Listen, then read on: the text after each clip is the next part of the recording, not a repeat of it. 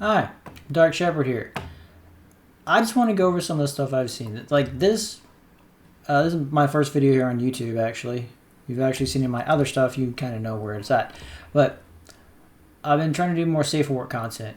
This is my muse. I've seen a couple of her shorts, and it inspired me to actually create things. So that being this. So I saw the video or the short, and I was wondering if I could make that, if I could replicate that. And I did not a terrible job, I think. And how I did, I just kind of want to go over it. So in this particular instance, this wasn't the first one I made. The first one was actually the other one. I made this one. Although it's not one for one. I didn't put the cat thing in the background, and I didn't know what she actually had on the shelf, so I put Pinhead, a slime creature, and something else I just had in my inventory. I did actually have to make that Snorlax, though. But I oversized the keyboard because it looks like that, and I'll go over that in a minute. But as far as this one is concerned, how that actually occurred was this. So it's just a camera,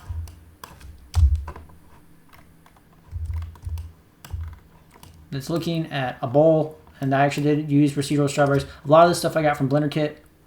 So the bowl came from Blender Kit, the strawberries came from Blender Kit. The blanket I made myself.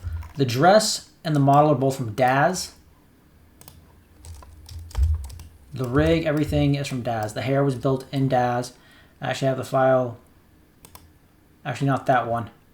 I have this one, but the other one, I don't remember where I put that one. I think that's under Picnic. Bouncy was that one. It's also got someone else in there too. But yeah, this was not actually that hard to make. I just want to kind of go over some certain things I learned from it, especially this blanket thing, because I didn't know how to make the blanket. What I ended up doing was I went and found a Picnic pattern and copied that, brought it into GIMP,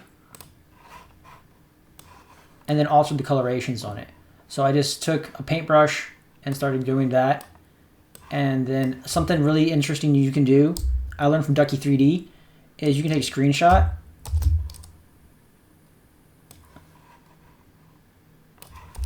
And then you can come back to Blender. And in here, I'm going to grab everything and hide it. I don't have screencast keys on in here. Oh yeah, I do. They're way over there. Why are they way over there? Oh, because this is over here. My bad. Anyway, so we add a new thing. We're going to add an image and paste from clipboard as plane. So that allows us to actually just bring a screen capture or anything we copied to our clipboard into the areas of plane. We can rotate that on the X by 90. And then what we're going to do is subdivide it several times. We have a lot of subdivisions on it.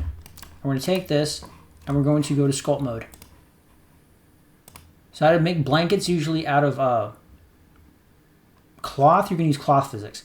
This actually makes it way easier. So if you go through the brushes and all the way to the end, you're going to find these interesting brushes, which are cloth brushes. So what we're going to do is just pushing the cloth in different ways. And you can use different brushes for different effects. Then we go back out to object mode, or back to edit mode. That's object. And then we're going to shade smooth. And you have yourself a picnic bank that's kind of sitting on, you know, the ground. So, I don't know why I hid that. I'm bringing everything back. Hide that one. But that's how I made this. So I just changed the colorations in GIMP. The dress, I found, I didn't do the actual, you know, patterning on it. The posing I had to do, the dress didn't come like this. I had to manipulate it in here, just grabbing parts of the geometry using, I forgot what that's called, proportional editing to move parts of it around because it'll clip through. I couldn't actually get her breast to pop out like they do in the actual video, but I got kind of close. The bowl itself didn't actually come like this. The bowl was actually solid, and I came into the shading editor and altered it. So it's got the alpha is all the way up, roughness is slightly up. If I put this in shading, it looks good in cycles. It doesn't really look good in Eevee. But the roughness is down quite a bit. I don't think I changed the IOR that much, but I did make it specular and transmission. So if actually, this may lag out. Well, I'll lag out. You won't notice it. But the bowl became glass. Instead of using a glass shader, that actually is way too heavy on your processor to do that with. So, but the tree is BlenderKit asset. The background I actually got from just a search, an image search. So the same thing I did in here, I just looked for forest background. And you'd be surprised at what you can find. I looked for the closest one that I could find of what looked like the lighting. And I don't see it in here, but I just, got this, took a screenshot, and then pasted it into Blender. As far as the lighting is actually concerned, it's the sun. I just use the sun and then change the color. It's slightly yellow because if you actually see the video, this is at sunset. Now, according to her bio, this is in Texas, which Texas is hot in August. Yeah, she'd need water, not strawberries. But anyway, the point being, this is just what I did. So it kind of looks, I'd say, fairly similar. Granted, I'm not that great of an artist, so this is just me trying something. I actually do have a couple of her tattoos that are, I traced the tattoos. You can't see them in anything because, well, there's some shots I think I could probably find that actually do have them. But as far as this is concerned, this one was interesting to make. Let me not touch the camera, go to perspective view, because this is in DAZ, this is not in Blender. So what this is just a few assets. This is just a camera, angled walls. I think in her streams you actually kind of see what's over here on the side.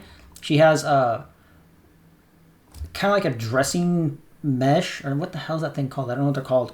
But it's like tri-folding curtain thing. I don't know how to describe it. It's a solid object, but anyway. So the Snorlax I actually had to learn texture painting for to make the Snorlax. Like I said, this is just a Genesis 8 model that I turned into Pinhead because I actually have the clothing for it. It's a slime monster, and I don't remember where I have this in my collection somewhere. I don't remember where it is. But the lighting is just a light, is a spotlight that I turned blue. So let me look at it. Oh, some shaping. No, parameters under lighting. So it's just blue. And then the desk I actually got from BlenderKit and then exported it into DAZ, because there's one thing that you can notice about the differences between DAZ and Blender is that DAZ hair is going to look way better in DAZ than it does in Blender. So I don't know why I did that. You can actually see it in the render. So you see the hair here, it looks realistic as far as the hair is concerned. But in Blender, it does not look that realistic. It looks like hair cards. And though it's not terrible from a distance, you can't really tell that much. But if you get closer, you can actually tell.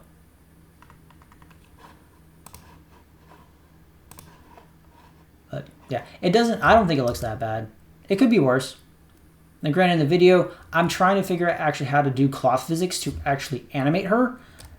So I'll figure that out eventually. But yeah, I'm going to post these renders, and I just wanted to go over how I actually made them. So I'm not sure what kind of effect I'm going to do. I'm going to do kind of like probably, I don't know, I'll figure it out in the editor. But yeah, if you have any questions, concerns, or comments, feel free to leave them below. I'll see you later.